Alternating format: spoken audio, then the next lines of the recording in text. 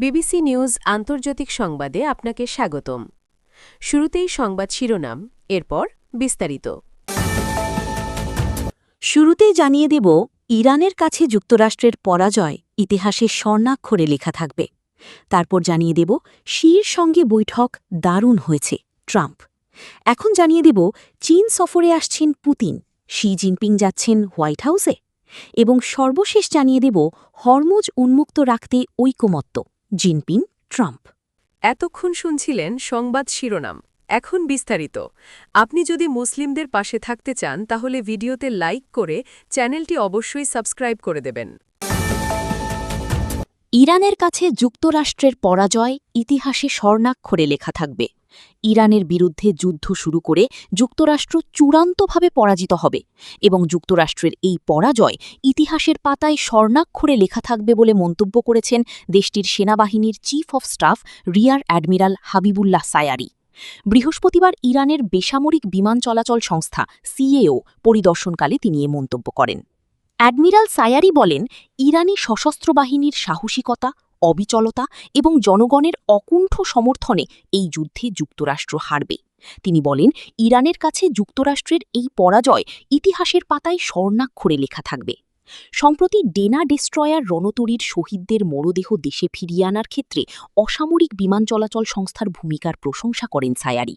শহীদদের জানাজায় জনগণের বিপুল উপস্থিতিকে তিনি মহাকাব্যিক হিসেবে বর্ণনা করেন।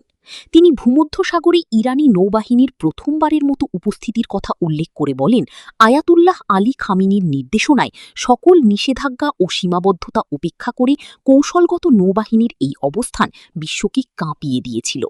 বাব আল মান্দাব প্রণালী ও লোহিত সাগর পাড়ি দেওয়ার সময় শত্রুরা মৌমাছির মতো গুঞ্জন শুরু করেছিল। সায়ারি তার বক্তব্যে ভিয়েতনাম ও ভেনেজুয়েলায় যুক্তরাষ্ট্রের হস্তক্ষেপের কথা স্মরণ করিয়ে দেন। তিনি অভিযোগ করেন, যুক্তরাষ্ট্র হত্যাকাণ্ড, অভ্যুত্থান এবং অন্তর্ঘাতমূলক কর্মকাণ্ডের মাধ্যমে তাদের অশুভ লক্ষ্য হাসিল করতে চায়, তবে ইরানের ক্ষেত্রে তা সফল হবে না বলে তিনি জোর দাবি করেন।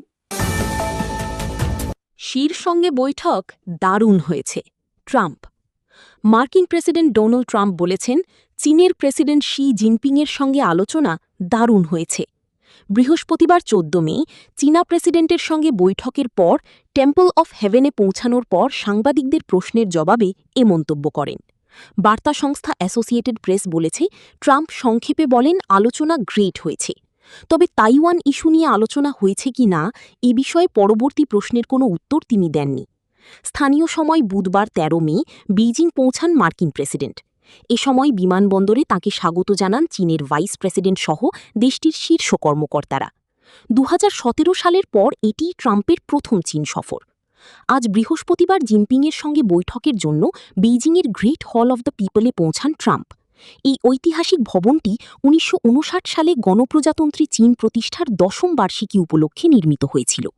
তিয়ানানমেন স্কোয়ারের পশ্চিম প্রান্তে অবস্থিত এই হলটিতে চীন বিদেশি গণ্যমান্য ব্যক্তি ও গুরুত্বপূর্ণ রাষ্ট্রীয় অনুষ্ঠানের আয়োজন করে। হলে পৌঁছানোর পর ট্রাম্পকে ২১ বার তোপধ্বনির মাধ্যমে অভ্যর্থনা জানানো হয়। এরপর অনুষ্ঠান শুরু হয় যুক্তরাষ্ট্রের জাতীয় সঙ্গীত দ্য স্টার স্প্যাঙ্গলড ব্যানার এবং ২১ বার তোপধ্বনির মধ্য দিয়ে।